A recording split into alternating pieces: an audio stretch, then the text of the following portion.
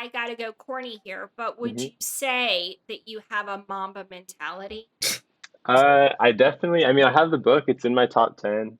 Um, Okay. I'm not, if you're familiar with Tim Grover, any of his philosophy, Michael Jordan and Kobe Bryant's trainer, he categorizes competitors as cleaners, closers, and coolers. And I don't know if I'm a cleaner quite yet, but I'm working on it.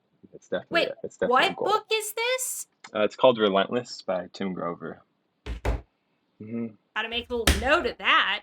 Yeah, I wonder yeah, if I can get it before my trip. it's a phenomenal book. There's some podcasts out there too that go into depth on the idea of it. But basically, cleaners just don't. They have an obsession with their goals, and they put nothing else before that. And as much as that doesn't really sound balanced to some people, I think that mindset that I had in sports and that directly translated into the market. Um, Uh-huh. so I might not have a moment mentality yet, but I am working on it. Cleaners, closers, and what's the third? Coolers.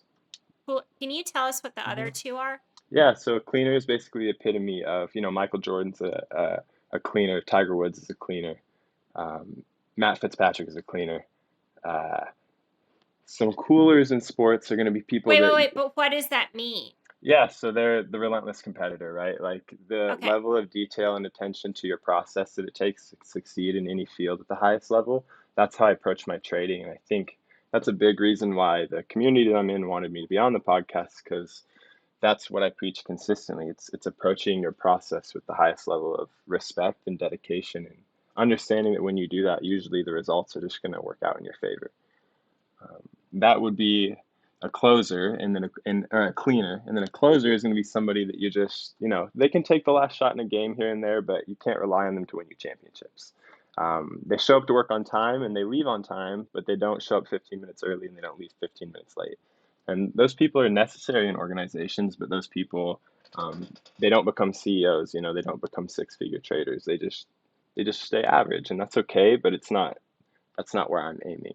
Um, and then of course you have your coolers who are just the average person, basically, for the philosophy of the Tim Grover thesis. Fascinating. Hmm. So But a to closer summarize, is not an basically, average sorry, go person? ahead. Yeah, closer is couldn't even be categorized as.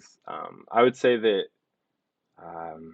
there's not many people in life that anyone knows that's actually a closer. If you're a golf fan and you look at the way Tiger Woods approached his preparation and his process, and you've watched his like 10-part series that just released and everything that went into the details of him perfecting his golf game, the mental game is really what set him aside. His course management is what set him aside, and that stuff all started in his mind. And I think that plays a beautiful parallel to trading.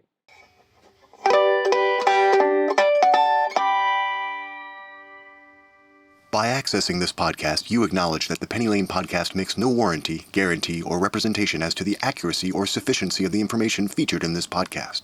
The information, opinions, and recommendations presented in this podcast are for general information only, and any reliance on the information provided in this podcast is done at your own risk. This podcast should not be considered professional or financial advice. Unless specifically stated otherwise, the Penny Lane podcast does not endorse, approve, recommend, or certify any information, product, process, service, or organization presented or mentioned in this podcast, and information from this podcast should not be referenced in any way to imply such approval or endorsement. The third-party materials or content of any third-party site referenced in this podcast do not necessarily reflect the opinions, standards, or policies of the Penny Lane podcast. The Penny Lane podcast assumes no responsibility or liability for the accuracy or completeness of the content contained in third-party materials or on third-party sites referenced in this podcast, or the compliance with applicable laws of such materials and/or links referenced herein.